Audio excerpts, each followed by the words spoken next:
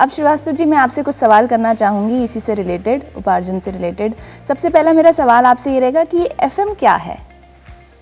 Madam, FM विजातीय तत्व हैं जो गेहूं में पाए जाते हैं, जो संभावित अशुद्धियां हैं गेहूं में जो मिलती हैं, उसके बारे में प्रमुख जो अशुद्धियां पाई जाती हैं उसमें से एक मुख्य है विजातीय तत्व, जिसको फाइन मैटर भी कहते हैं।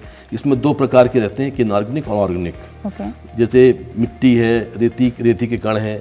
अब चूंकि गेहूं मिट्टी में पैदा होता है तो ये तो आने की संभावना बनती ही है, खलिहान में आ जाते हैं, तो इसलिए इनऑर्गेनिक है, मिट्टी, रेती, कंकड़, पत्थर, ये अगर आ गए तो ये अशुद्धि विजातीय तत्व में मानी जाती है। और इसके अतिरिक्त गेहूं के डंठल हैं या और उसके कुसी के छिलके हैं, ये सब कार्बनिक मतलब फाइन मैटर में आते हैं। तो इनको गेहूं में तो दोनों मिलाकर ही तौलते हैं, और चूंकि ये अशुद्धियाँ खाई नहीं जा सकती इसलिए इसकी मात्रा बहुत कम रखी गई है, 0.75। ओके, तो अन्य खाद्यान्न के दाने वो भी जो जैसे अन्य खाद्यान्न के दाने तो संभव है कि जब गेहूं के खेत में कोई चने का पौधा उग गया है या मसूर का पौधा उग गया है, तो उसके द्वारा या खलिहान में या इसके पहले खलिहान में गहाई हुई है तो उसमें चना या मसूर के दाने आने की संभावना रहती है। तो उसके लिए भी सरकार ने एक निर्धारित मापदंड मतलब बना के रखा है कि इससे ज़्यादा अन्य खाद्यान्न के दाने नहीं होना चाहिए। लगभग 2% या 2% ही कहें, अधिकतम होना चाहिए। चना, मसूर है, मटर के दाने हैं इत्यादि। लेकिन इसमें क्या है कि इससे अगर ज़्यादा हुआ तो अमानक की श्रेणी में गेहूं आ जाता है और उसको फिर ले पाना समर्थन रूप में मुश्किल होता है। तो ये बताइए श्रीवास्तव जी, ये क्षतिग्रस्त दाने क्या हैं? क्षतिग्रस्त दाने मैडम, गेहूं पे ऐसा है, गेहूं की कटाई यदि हो जाती है और गेहूं खेत में पड़ा हुआ है, उसको खलिहान तक नहीं लाया गया या खलिहान में पड़ा हुआ है, गहाई नहीं हुई, इस बीच अगर पानी गिर जाता है तो पानी से प्रभावित होकर गेहूं उसमें काला पड़ जाता है। और या नमी ज़्यादा रही गेहूं में और वो अच्छी भंडारित कर लिया गया तो उसमें फंगस लग जाते हैं नमी के कारण से, और फंगस लगने के कारण गेहूं काला पड़ जाता है, उसके पौष्टिक तत्व समाप्त हो जाते हैं, वो खाने योग्य नहीं रहते हैं ऐसे दाने। तो ये हैं क्षतिग्रस्त दाने। और ये आंशिक क्षतिग्रस्त तो वो है जो पूरी तौर पे इस पानी से प्रभावित तो होते हैं पर पूरी तौर पर प्रभावित नहीं होते हैं। आंशिक रूप से, खासकर जर्मिनेशन पॉइंट पे या कहीं भी उसकी बॉडी में अगर 5 से 4% तक अगर वो खराब है तो आंशिक क्षतिग्रस्त दाने कहलाते हैं, जिनको स्लाइटली डैमेज कहा जाता है। जी हाँ। तो इसके अलावा मुरझाए हुए दाने, कुम्हलाए हुए दाने और तिकुड़े दाने, ये सब क्या हैं? अब मुरझाए सिकुड़े दाने ये हैं कि मैडम, पानी अगर उसको नहीं मिला, बाल लगी हुई है गेहूं की, उसमें अगर जो दाने हैं उसमें अगर प्रॉपर उनको वाटर सप्लाई नहीं है या किसी दाने को प्रॉपर पानी नहीं मिला है तो वो मुरझा जाते हैं, सिकुड़ जाते हैं। और सिकुड़ वो दाने जाते हैं जिनको उनको खाद्य पदार्थ जो चाहिए जमीन से अगर वो नहीं मिल पाता है तो वो सिकुड़ जाते हैं। इसी तरह जैसे मुरझाए हुआ वही है जो पानी जिनको प्रॉपर नहीं मिला वो गेहूँ मुरझा जाते हैं। और इसी तरह जैसे सोलंकी साहब ने बताया कि हार्वेस्टर से कटने में या और किसी कारण से बाल से गेहूं तक जो प्रोसेस की जाती है उस बीच अगर गेहूं टूट जाता है तो ये टूटे हुए दाने, मुरझाए सिकुड़े हुए दाने, इनको एक श्रेणी में लेके इनका प्रतिशत निकाल लिया जाता है, जिससे कि मानक अमानक का निर्धारण होता है।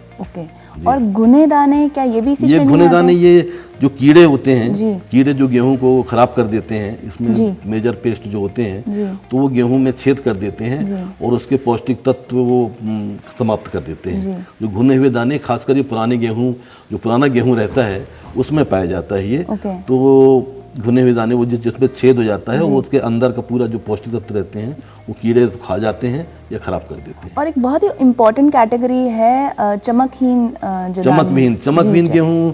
ये भी पानी से प्रभावित गेहूं के दाने होते हैं। जो वास्तविक कलर गेहूं का तो गोल्डन कलर का होता है। यदि पानी गिर गया, असमय ही बारिश हो गई या सिंचाई ज़्यादा हो गई तो वो क्षतिग्रस्त तो नहीं होते हैं पर अपना वास्तविक रंग गेहूँ खो देता है। ठीक है, तो वास्तविक रंग गेहूं खो जाता है। वो जनरली गेहूं जो सफ़ेद वाइटिश कलर में आ जाता है उसको अपन चमकहीन या लस्टर लास व्हीट के दाने कहते हैं। इसको खासकर ज़्यादा लंबे समय तक स्टोर नहीं किया जा सकता है। तो ये है अपने चमकहीन गेहूं। इसके लिए सरकार से भी कुछ मांग की गई है केंद्र सरकार से कुछ कुछ जिलों में जहाँ ज़्यादा पानी गिरा है वहाँ छूट के लिए मांग की गई है। वैसे 10% तक इनके ये दाने हैं तो मानक स्तर का गेहूँ माना जाएगा। यदि 10% से अधिक है उसके लिए अभी गवर्नमेंट ऑफ इंडिया से कुछ रिस्ट्रिक्शन के लिए बात चल रही है। अगर छूट मिल जाती है जिन जिलों के लिए, उस जिले में उतना परसेंटेज वाला गेहूँ जो चमक विहीन है वो खरीद लिया जाएगा।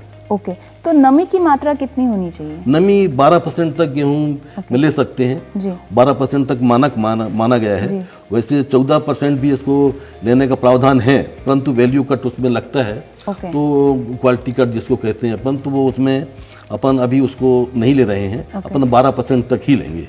ओके, तो इसके अलावा कोई और जानकारी जो हमारी आप देना चाहेंगे इसके गेहूं के उपार्जन के? मैं सर्वेयर के संबंध को जानकारी देना चाहूँगा। जो सर्वेयर हमारे पदस्थ हैं, खरीदी केंद्र हों या भंडारण केंद्र में हों, उनको पूर्ण सावधानी से निष्ठापूर्वक कार्य करना चाहिए।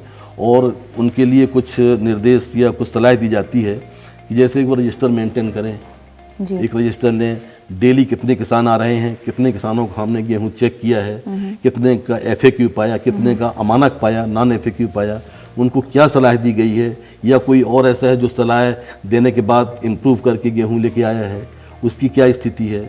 और हमने आज डेट वाइज ये सब रजिस्टर मेंटेन सर्वेयर को करना चाहिए, तो ज़्यादा अच्छा रहेगा कि आज हमने किसको किसको कितना मतलब देखा, गेहूँ कितना पास किया, अमानक पाया, कितना मानक पाया, ये उसके नॉलेज में डेली होना चाहिए। और डेली रिपोर्ट भी उसको संबंधित होकर करना चाहिए।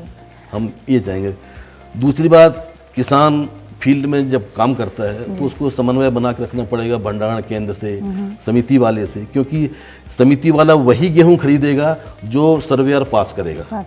और सर्वेयर को पास वही गेहूं करना चाहिए जो मानक स्तर का है, FAQ क्वालिटी का है, जो वही गेहूं उसको पास करना चाहिए।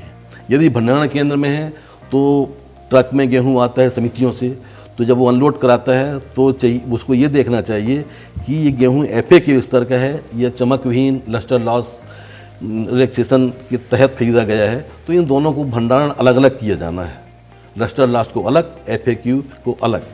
तो ये उसको देखना है। और इसके अलावा वहाँ भी उसको रजिस्टर मेंटेन करना पड़ेगा कि हम आज कितने ट्रक खाली किए, कितने मानक है, कितना रिलैक्सेशन के अंतर्गत लिया गया है। ये सब चीज़ें हैं।